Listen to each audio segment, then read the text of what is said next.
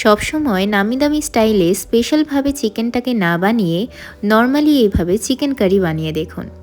সত্যি বলছি, অনেক ভালো খেতে লাগে। নমস্কার বন্ধুরা, আমি দেবিকা মণ্ডল। আজকে আমি আপনাদের সাথে শেয়ার করতে চলেছি সিম্পল এবং নর্মাল চিকেন কারির রেসিপি। এটা বানানো যতটা সহজ ততটাই টেস্টি খেতে হয়। কম মশলা দিয়েও এইভাবে একটা গাঢ় গাঢ় গ্রেভি জাস্ট দারুণ লাগে। তাহলে বেশি কথা না বাড়িয়ে আজকের রেসিপিটি শুরু করছি। প্রথমে কড়াইয়ের মধ্যে দিয়ে দিতে হবে সরষের তেল। এরপর সেটাকে গরম করে এর মধ্যে দিয়ে দিতে হবে তেজপাতা আর কয়েকটা গোটা ফোড়ন। এরপর আমি 3টে মিডিয়াম সাইজের পেঁয়াজ কেটে তারপরে এর মধ্যে দিয়ে দিলাম।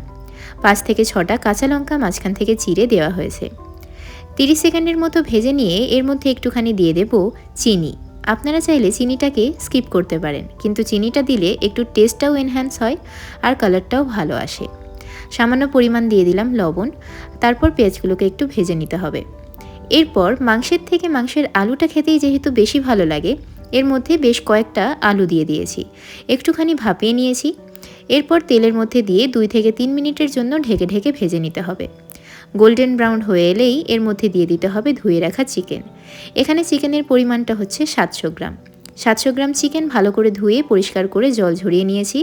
এরপর এর মধ্যে আমি দিয়ে দিচ্ছি। চিকেনটাকে দিয়ে 2 থেকে 3 মিনিটের মতো আমি এটাকে ভেজে নিচ্ছি। এটাকে হাই ফ্লেমে ঢেকে ঢেকে প্রত্যেকবার 1 থেকে 2 মিনিটের জন্য ভেজে নিতে হবে। এখানে দেখুন একদম ভেজে কিন্তু এর মধ্যে থেকে তেল বেরিয়ে গিয়েছে। আর এখানে আমি দেখাচ্ছি চিকেনের কালারটা কেমন হয়েছে। চিকেনটা কিন্তু একদম এখানে ব্রাউন হয়ে গিয়েছে, আপনারা দেখতেই পাচ্ছেন। এইভাবে কিন্তু হাতে একটুখানি সময় নিয়ে চিকেনটাকে ভালো করে ভেজে নিতে হবে। এটা খেতে কিন্তু চিকেনের মধ্যে কোনো প্রকার আষ্টানি গন্ধ থাকবে না, আর খেতেও অনেক ভালো লাগবে। এরপর এর মধ্যে কিছু মশলা দিচ্ছি। তার মধ্যেই আছে শুকনো লঙ্কা, আদা, রসুন, জিরে, এই সমস্ত কিছু বাটা। আর গুঁড়ো মশলার মধ্যে আছে লঙ্কার গুঁড়ো, হলুদ গুঁড়ো, ধনে গুঁড়ো আর একটুখানি ভাজা জিরের গুঁড়ো। প্রত্যেকটা জিনিসকে ভালো করে মিশিয়ে একটুখানি কষিয়ে নিতে হবে। কষানো হয়ে গেলেই এর মধ্যে আমি অ্যাড করে দিচ্ছি একটা মিডিয়াম সাইজের টমেটো। আবারও 1 মিনিটের মতো রান্না করে নিয়ে সামান্য পরিমাণে জল দিয়ে দেব।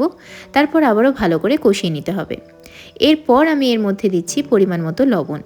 লবণটা পরে দেওয়ারই চেষ্টা করবেন। এরপর ভালো করে এটাকে কষানো হয়ে গেলে পরিমাণ মতো জল দিয়ে ঢেকে এটাকে সেদ্ধ করে নিতে হবে।